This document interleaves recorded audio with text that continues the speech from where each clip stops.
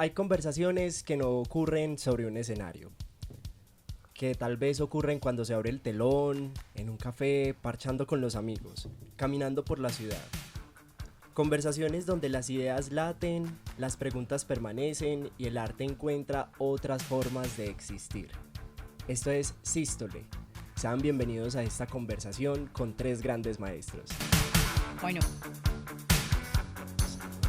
Bueno, y más que maestros son amigos de esta casa y pues queremos presentarles Pipe Álvarez, Pipe Caicedo y Mateo, que Mateo sí se me escapa el apellido. Rendón. Pipe Rendón.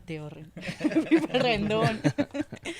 Bueno, ellos son, digamos, en esta escena local, son dramaturgos, son actores, entonces queremos que nos empiecen a contar un poquito de sus vidas. Sabemos que el espacio es un poquito reducido, sus hojas de vida son bastante robustas, entonces, muy simple, como en este momento de sus vidas, ¿en qué andan?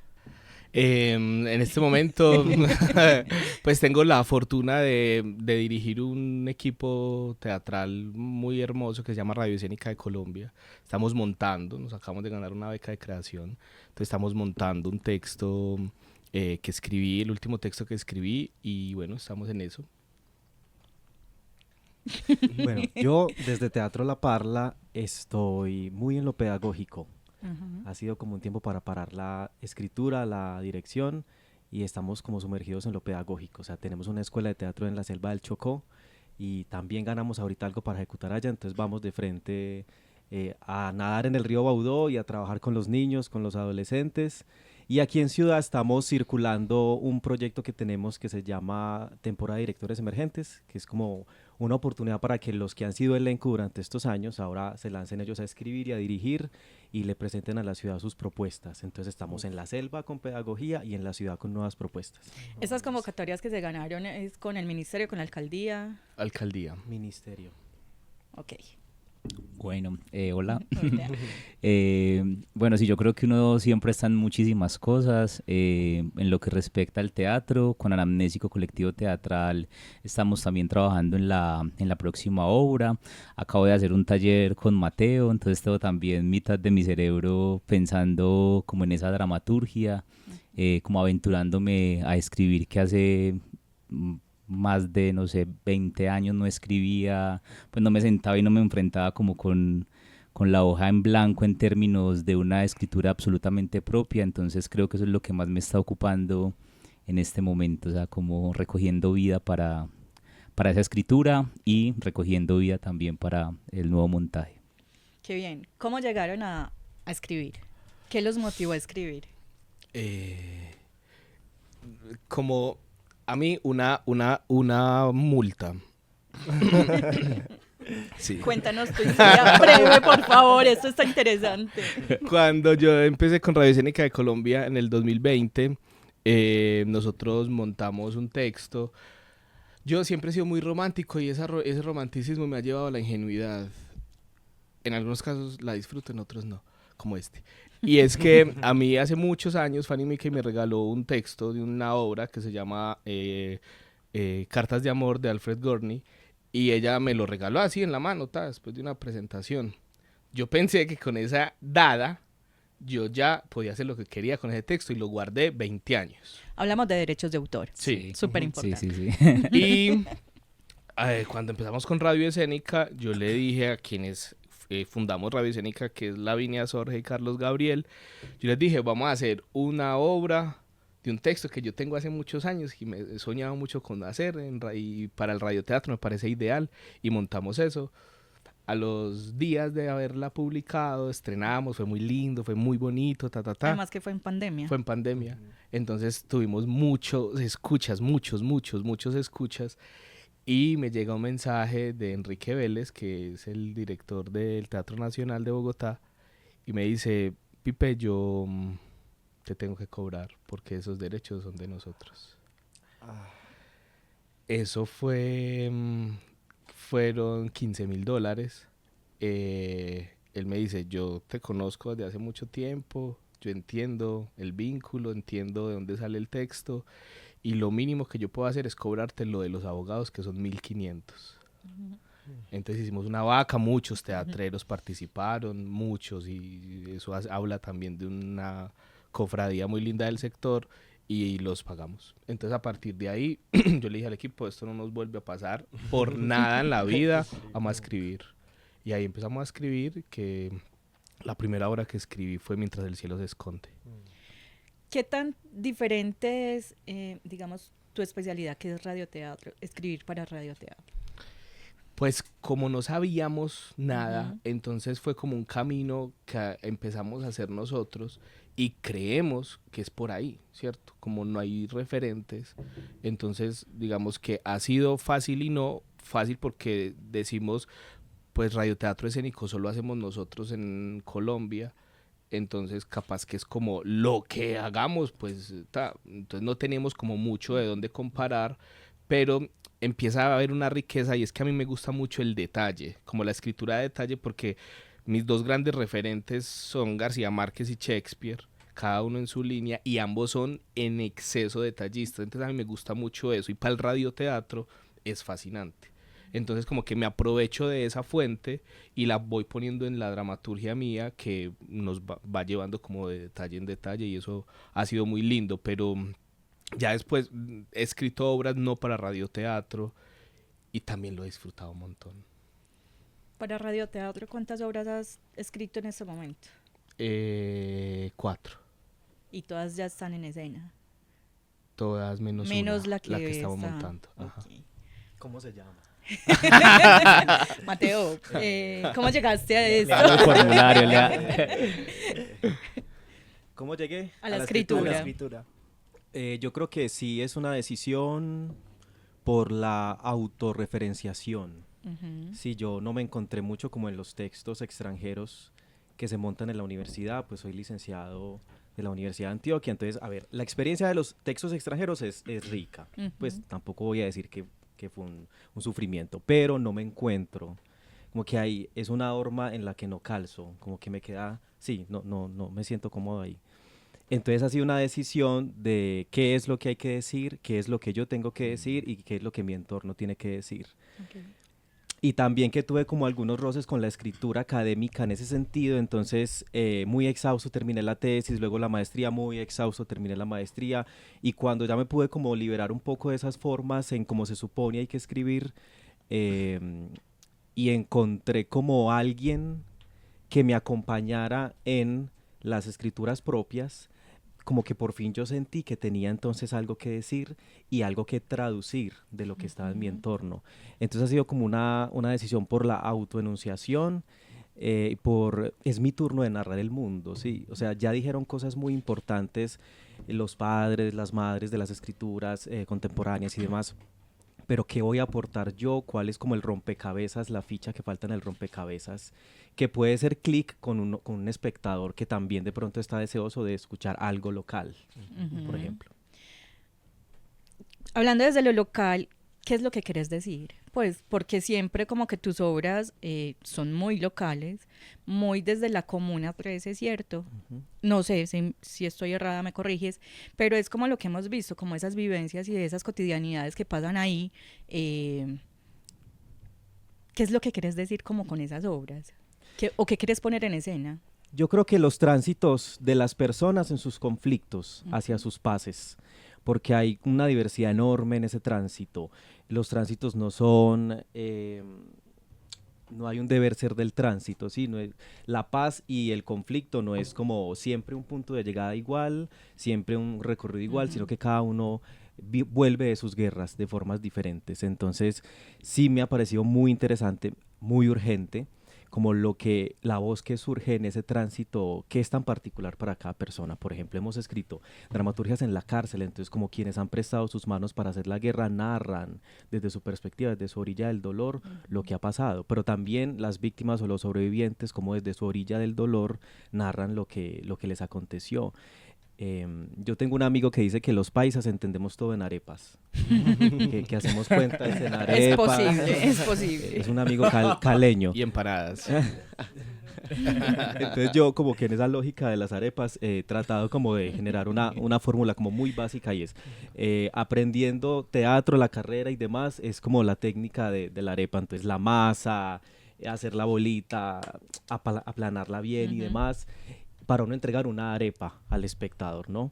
Mi interés no está tanto en eso, sino cómo una arepa puede reconciliar dos personas que se sientan a comerla juntos. Entonces, cómo la escritura en un nivel restaurativo puede propiciar un diálogo entre dos personas que no se pueden ver o que han decidido ya estar alejados el uno del otro, pero que a través de lo que sucede en la escritura o lo que sucede cuando la escritura se lleva a la escena, se puede reconciliar, se puede dar un brote de reconciliación allí.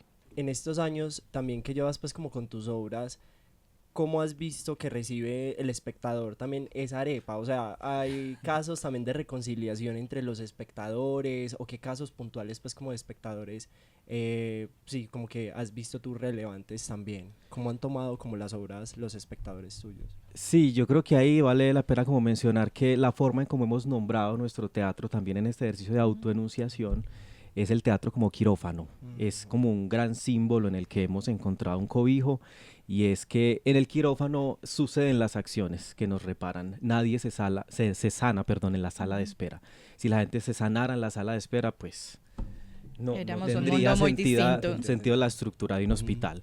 Entonces, entrando al quirófano con unas acciones muy concretas, hay la reparación. Entonces, cuando decimos el teatro es un quirófano, nos referimos a que espectadores, actores, gente que participa en lo técnico, todos juntos entramos en un espacio-tiempo ritual en donde nos abrimos el pecho, nos analizamos y algo sucede.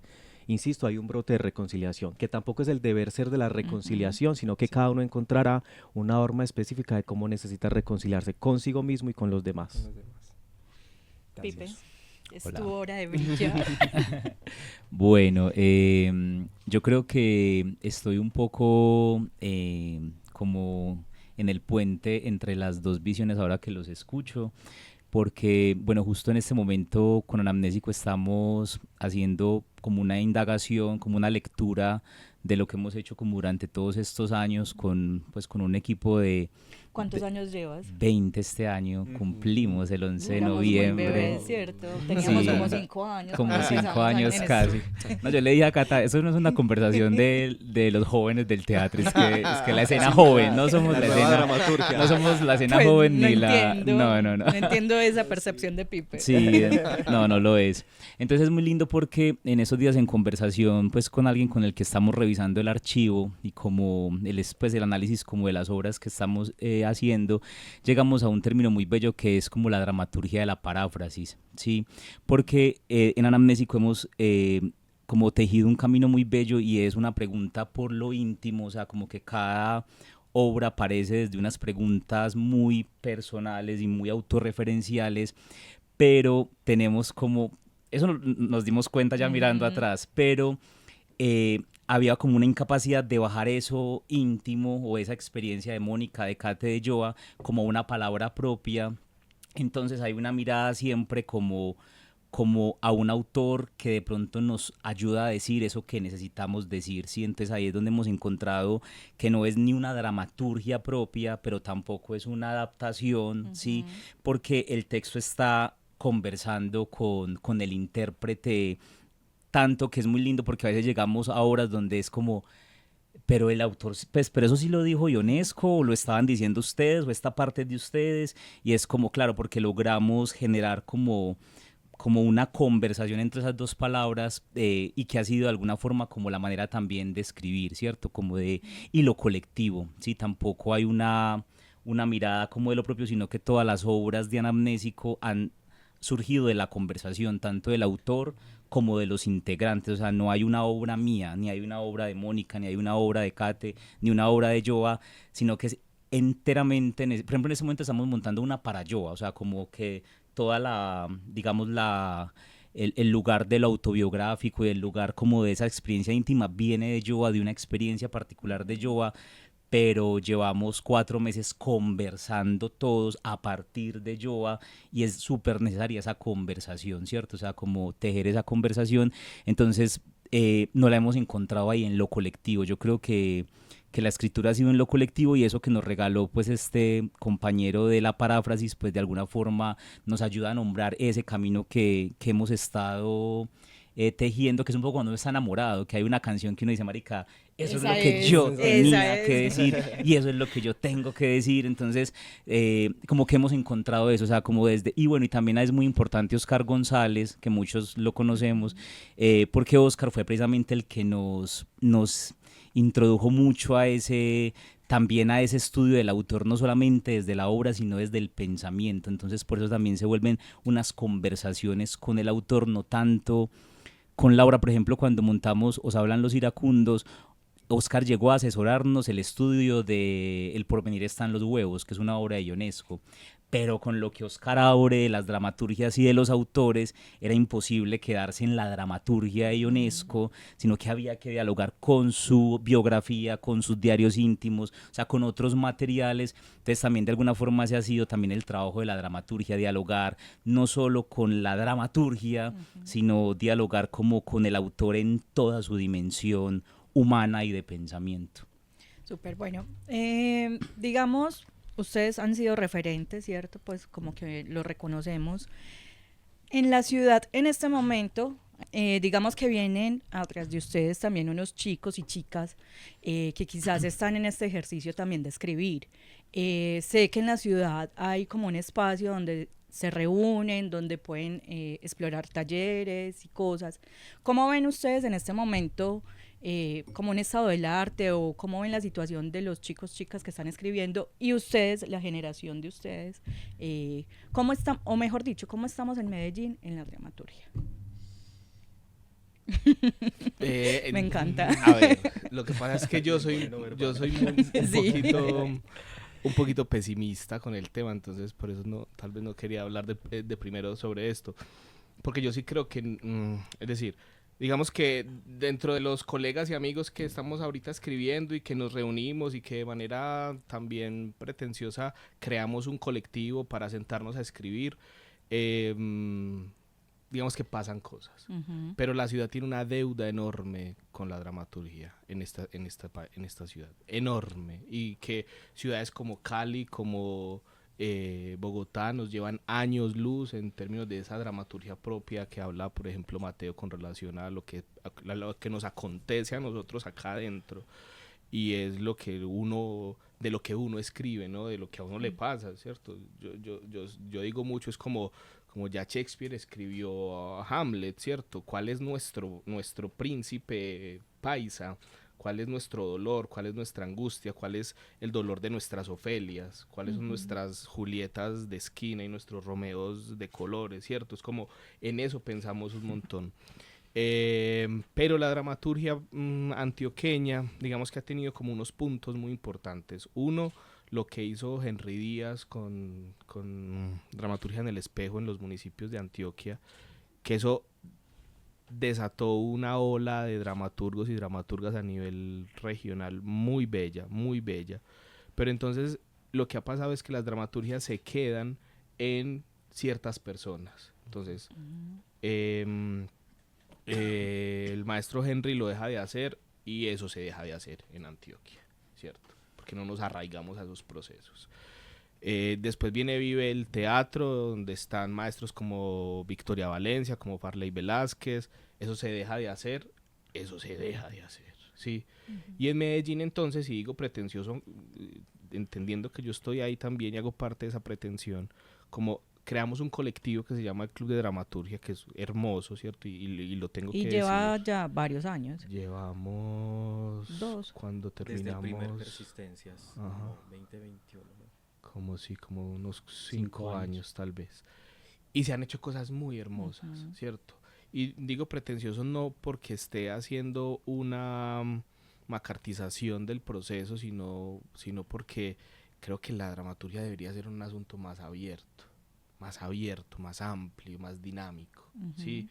Es como uno no necesita un club para escribir, por más de que los clubes sean importantes y necesarios en una ciudad como la nuestra, ¿cierto? Entiéndanme que no estoy yendo en contra de lo que fundé con amigos muy cercanos, ¿sí? Pero además es que la escuela no nos enseña dramaturgia. No. Y eso para mí es fatal.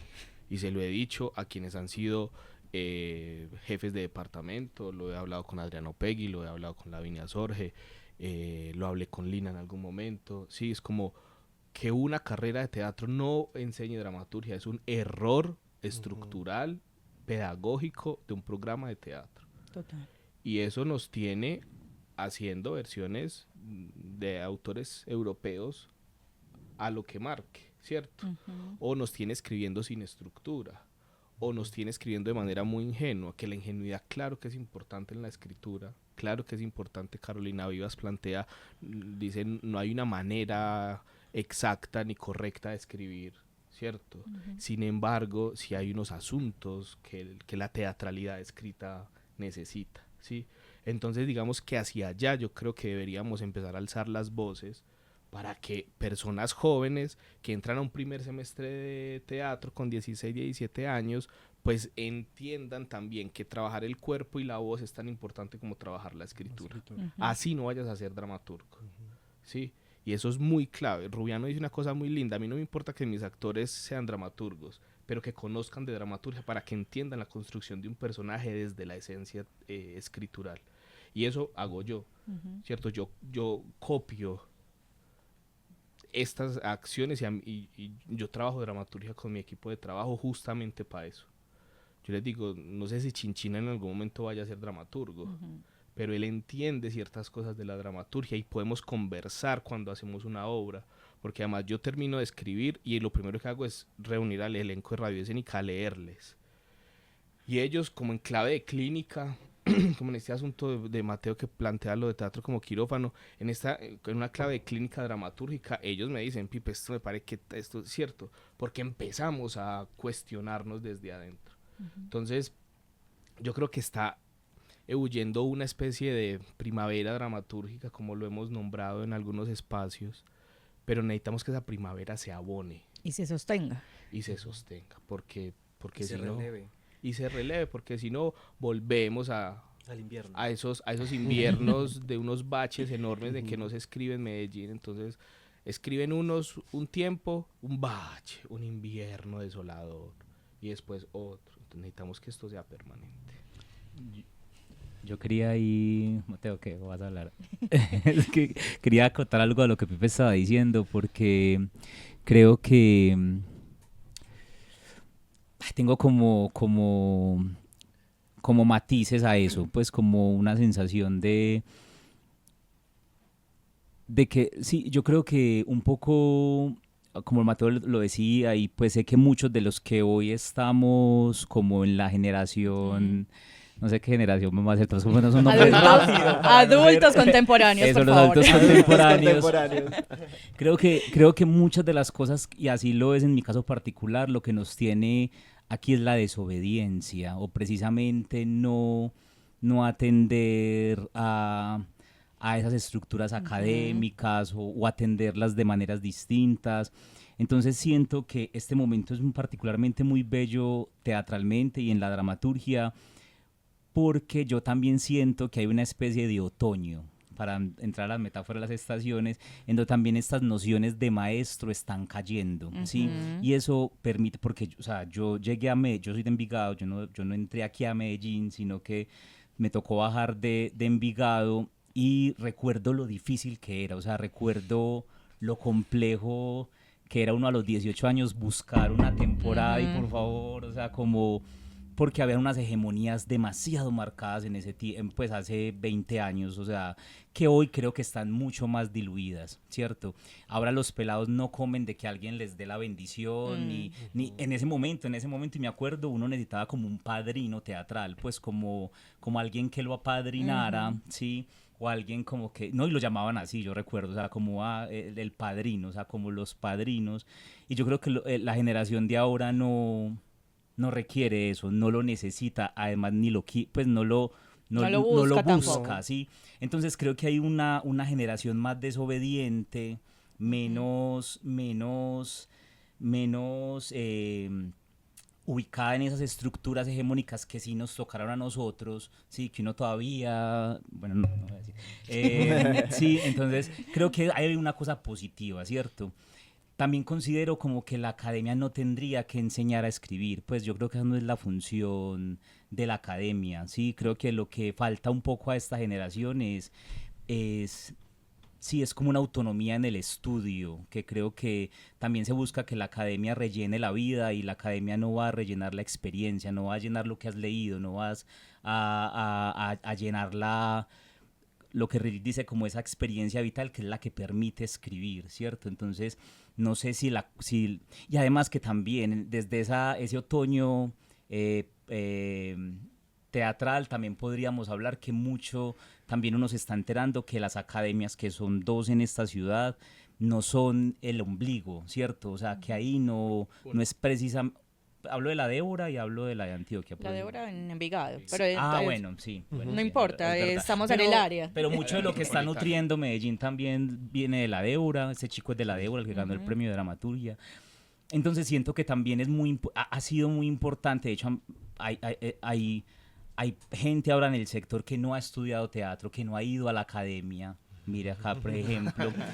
Entonces, entonces a mí esos dos lugares me parecen bien interesantes. O sea, como que la academia haya perdido su lugar de validación, de único lugar validador, y que también esa estructura jerárquica sí, también esté cayendo. A mí me parece que ese otoño también me parece muy poderoso, como en lo que está pasando en la ciudad, porque veo cada vez, o sea, claro, esta generación que viene, yo la siento pues que ya viene como... Con todas. Sin pedir permiso, que era un poco lo que yo siento que a mi generación le tocó pedir, ¿cierto? Pedir permiso para hacer, pedir permiso para que te validaran lo que estabas haciendo. Yo creo que estábamos rompiendo también en ese instante, o sea, claro, no desconocemos lo que han venido haciendo ellos, pero también queríamos hacer cosas muy distintas. Sí, total. Entonces, en ese momento era rompiendo el molde, por decirlo así. Y que por el tipo de mundo en el que estamos ahora también, ya no hay el atrevimiento de desvalorar lo que el otro hace, pues, y eso me parece también poderosísimo, eso es fundamental. porque entonces, claro, hay un escenario demasiado abonado para que la cosa crezca. Nuestro terreno no era tan abonado, o sea, medio veía una plantica y eso la querían arrancar o la querían... No puedes florecer. No puedes, o sea, había una intención muy fuerte, ¿sí? Y a mí me tocó batallar malos comentarios, un sector muy hostil, demasiado exageradamente hostil, frentero también, eso lo agradezco mucho, o sea, como de decir lo que está... Pero ahora no, ahora ni está ese permiso, ni tampoco creo que quienes estemos. De hecho, esa temporada de Mateo es muy hermosa, de la parla de los emergentes, o sea, como que otro te estés animando, como hágale, vamos, da. Entonces creo que es un terreno que además cuenta pues como con regaderitas que están dejando que la cosa crezca. Entonces yo creo que estamos muy bien en términos de eso, pues de que va a ser un terreno mucho más abonado y mucho más cuidadoso con lo que vaya emergiendo y lo que vaya creciendo, y crecerá a su manera, pues quizás no en las estructuras, quizás no como se deba escribir, quizás no, porque además pues esas grandes personas que han estado en el teatro justamente es porque no lo han hecho como se debía hacer, ¿sí? Entonces yo confío mucho en ese lugar de que no se esté haciendo como se deba hacer, ni escribiendo como se deba escribir, ni haciendo como se tenga que hacer, porque seguramente ahí habrán cosas muy poderosas para el teatro en ese oxígeno. Es que creo que es como la vida misma también, o sea, escribir no es una fórmula, son muchas fórmulas y creo que cada uno lo va descubriendo a medida que va metiéndose como en el cuento, ¿cierto? Mateo. No, pues es que ellos han dicho cosas muy interesantes, no quiero como redundar en ideas. Sí me hubiera gustado que hubiera un componente de dramaturgia en la carrera. Cuando uno llega a dirección y dramaturgia llega con esa expectativa, o por lo menos yo llegué con esa expectativa, y fue pues como una lucha, fue como pararse firme con el profe y decir yo no voy a montar Romeo y Julieta, que era la propuesta. Era como que todos nos juntáramos y montáramos Romeo y Julieta. pero yo ya venía de trabajar en Cali con las pandillas, no porque fuera pandillero, sino que estaba acompañando, Valga la aclaración. acompañando un proceso de desmovilización de una pandilla en el oriente de Cali, Ujú. y el ejercicio de mantenerlos en la decisión de la paz era con el teatro. Entonces venía con un montón de historias que quería poner en escena, historias de callejón que se iban a quedar allá en lugares recónditos y que yo quería ponerlas en el centro de la discusión, y llego con esa expectativa a dirección y me encuentro es como un Romeo y Julieta. Entonces ahí fue una lucha de defender las ideas y defender lo que yo quería Y yo decir. creo que también es muy importante eso, como que digamos, desde la generación no es Pipe, como que no nos comemos eso, como, o sea, le exigimos también al docente, venga, vámonos por este camino, no es simplemente lo que ustedes digan es. Entonces eso Sí, creo que hay que también hay valorarlo mucho. Que igual yo sé que no Sí. me vas a responder, pero como quién te dio dramaturgia, quién te dio esa... No sé que no vas a responder. Sí, porque también eso es muy Felipe fuerte. Álvarez me dio No, dirección. por ejemplo, a mí me dio Eduardo Sánchez. Ajá. Y es el único cuaderno que yo tengo de mi carrera. Porque Eduardo fue exageradamente juicioso, por ejemplo, en la dramaturgia y en lo que... Yo creo que lo que sé de dramaturgia lo aprendí mucho del juicio de Eduardo frente a la dramaturgia. Entonces, no sé, también dependen las experiencias también y quién te dé el semestre, o sea, no es la Nada, academia. mi semestre de dirección me lo dio el maestro Rolando Hernández, el maestro cubano. Ujú. Aunque fue una lucha al principio, él en un punto supo escuchar lo que el grupo estaba pidiendo. Entonces montaron un Romeo y Julieta con una parte del grupo que estaba de acuerdo, Ujú. y con 2 o 3 que queríamos hacer cosas independientes. Él nos acompañó en esa independencia, y también, y recuerdo con mucho cariño al maestro Rolando, porque igual eh, él era una eminencia en el método de Stanislavski, ¿no? Ujú. Y aún así, digamos que le bajó el decibel a toda su experiencia y se dedicó a acompañarme en otra cosa que yo quería hacer que no tenía nada que ver con Stanislavski. Dice uno, pues, pero uno termina siendo otro Todos Stanislavski. los caminos llevan A hasta Stanislavski, sí. Y sí, eso después lo entendí, que sí, que estaba haciendo Stanislavski.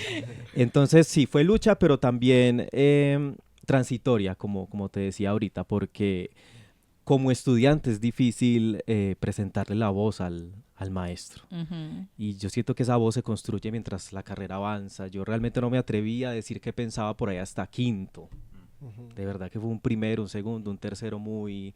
Listo, usted tiene la verdad y yo lo sigo a usted. Ujú. Entonces, por eso la situación con los padrinos o con las madrinas teatrales es tan común, porque es que uno va echando raíz también en lo que el otro me va enseñando, y luego para hacer camino propio toca como arrancar un poco esa raíz. Y a esto voy como con lo que no quería redundar, y es que sí hay ahorita unas emergencias muy preciosas, y también hay gente que está sabiendo escuchar y cuidar esas emergencias. Por Ujú. ejemplo, cuando yo estrené Pinocho, Aquí te espero Pinocho, que fue la primera obra de La Parla en Ciudad, salíamos de Ujú. la Comuna 13, nos presentábamos en el centro.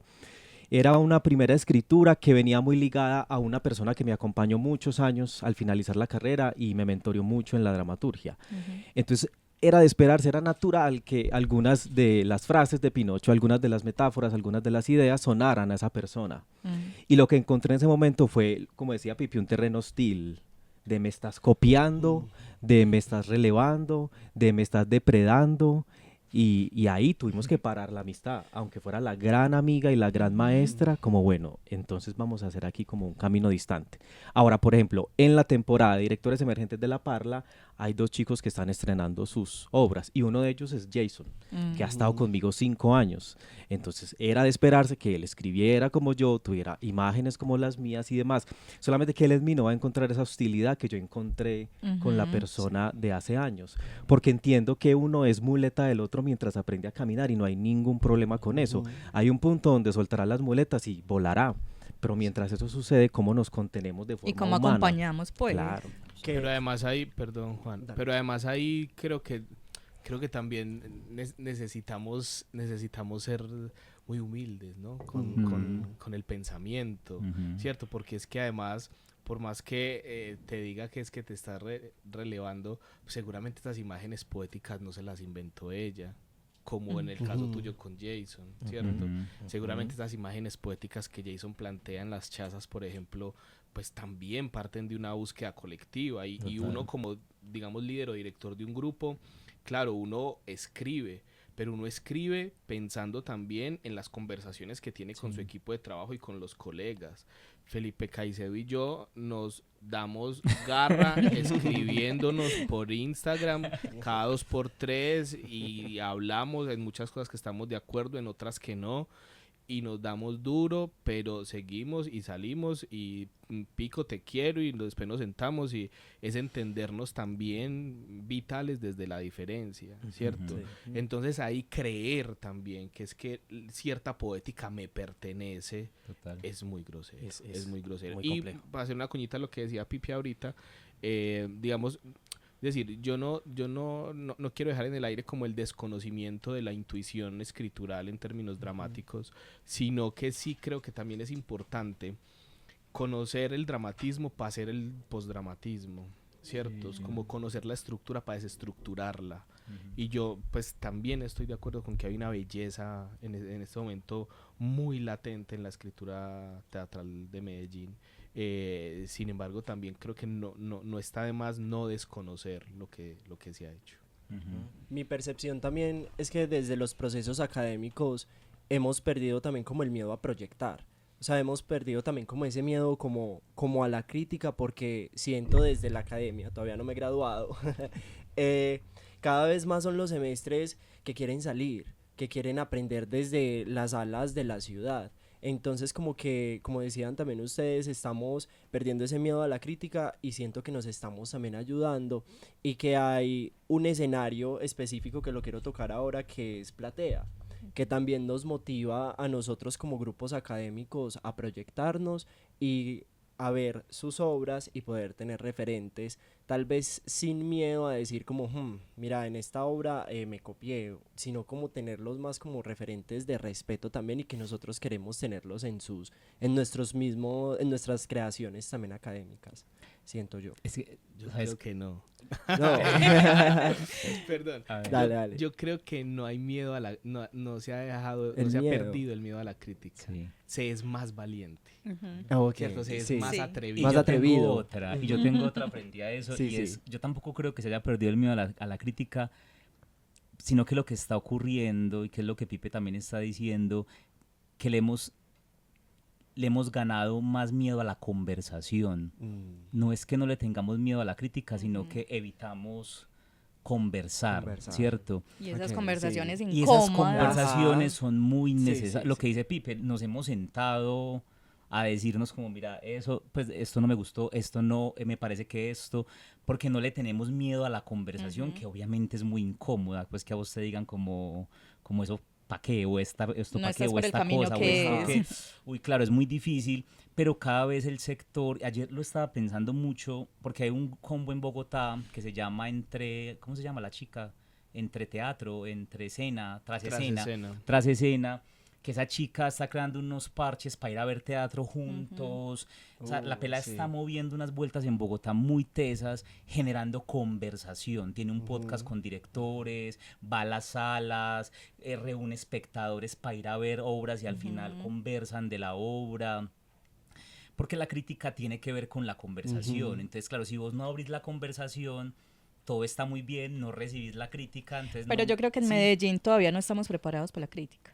No, yo creo que no, sí. yo creo que ya estamos, tenemos que estar Sí. preparados. Yo creo que estamos... Porque- Eso sí me alegra porque mucho. si estamos muy nos preparados. estamos ensimismando. Ujú. Yo ayer lo pensaba, era porque, marica, estamos muy desarticulados. O sea, Sí, total. cada quien está súper exitoso, cada Sí. quien en su cosa, viviendo sus temporadas, sus cosas, pero pues como que nadie levanta la mirada y nadie conversa lo que está pasando.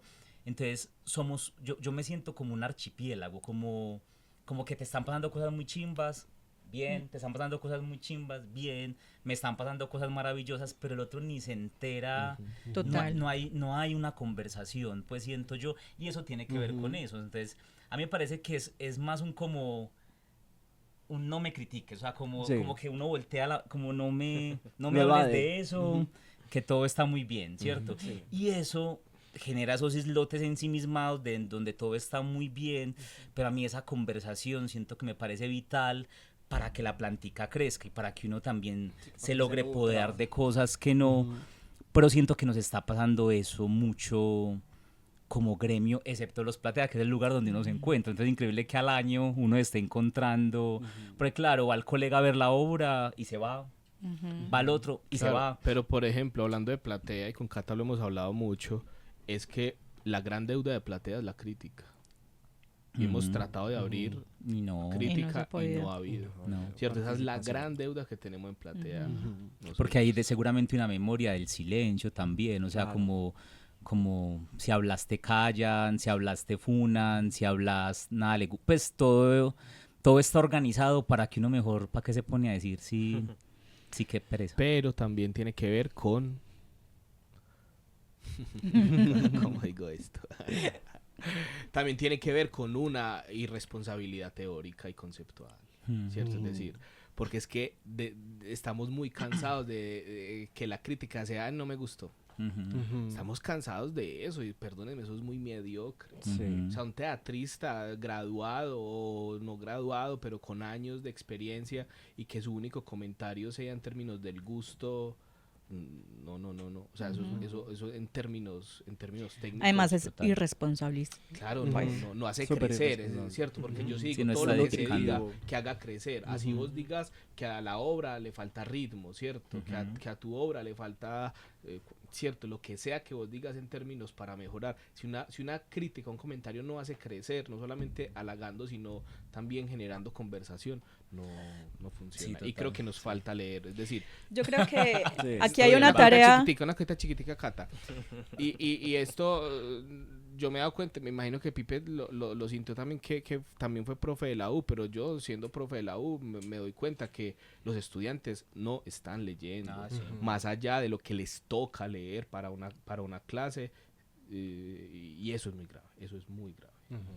Que yo creo que aquí, pues aprovechando que está Pipe, nos queda como una tarea también y es seguir insistiendo en esas conversaciones, ¿cierto? Digamos, este año ha sido un poco atípico desde los Platea, pero digamos que podemos aprovechar en septiembre que vamos a tener, ya no Mayo Platea, pero sí ese espacio de conversaciones y volver a poner en la escena eso, ¿cierto? Como que sí sentimos que es muy importante las conversaciones, incluso en estos días hablábamos como a la gente se le da muy fácil decir es que ese proceso no sirve o ese proceso es para los amigos y uno es como... No, pues la conversación siempre la hemos planteado desde los Platea para todos, incluso lo hemos abierto a nivel Antioquia. Entonces sí, yo creo que esa tarea nos queda. Sí. Pipe ya le da Yo forma. recomendaría, por ejemplo, como que sería muy lindo que esos conversatorios se hicieran desde la obra, en la obra, en el espacio. Los foros son extraños, pero los foros creo que fueron muy importantes en un momento. Sí. O sea, muchas de las discusiones de país en términos teatrales surgieron y se dieron en los famosos foros post-obra, ¿cierto? Porque también siento que esas conversaciones que hacemos en Confenalco para 4 personas tampoco son las conversaciones, ¿cierto? La conversación tiene que ser con el creador, también con los espectadores, o sea, como también pensar en qué punto se pone y en dónde se pone, porque si lo seguimos haciendo también... pues encerrados Los mismos con las mismas no seguimos va a en lo funcionar. mismo, o Creamos sea, una endogamia hablamos ahí muy por rara. Instagram y ya, sino que sí creo que hay que enfrentar venga la un conversación. cafecito y empecemos a hablar de esto. Sí, entonces bueno. Sí. Bueno, Muchas gracias. qué rico tenerlos acá, qué rico conversar con ustedes. Yo sé que tenemos muchísimo Mucho. por hablar, por hacer. Somos la generación realmente que está como rompiendo esos moldes y que quiere muchas cosas distintas. Entonces, agradecerles a ustedes lo que hacen día a día, que nutren esta escena. No sé si quieren aportar algo final. Yo, antes de darle las palabras, también quiero como extenderles el agradecimiento por lo que han hecho, por el teatro, por lo que han hecho, porque creo que han labrado el camino para nosotros, que vamos detrás. Entonces, de verdad que desde la academia, desde mi experiencia, muchas gracias a ustedes, porque los vemos también como maestros, vemos sus obras, los vemos como referentes. Y eso, la verdad, pues me complace también haberlos escuchado en este espacio. Y sí, pues como gracias, de verdad. Gracias, Juan. Yo sí una cosita, perdón que hable tanto. Pero el que iba a hablar era Mateo, ¿cierto? Pero es que, Sí. hoy más... Que usted que se iba a demorar. Perdón. Y es que yo quiero aprovechar pues cualquier espacio para invitar a que leamos la dramaturgia local. Sí.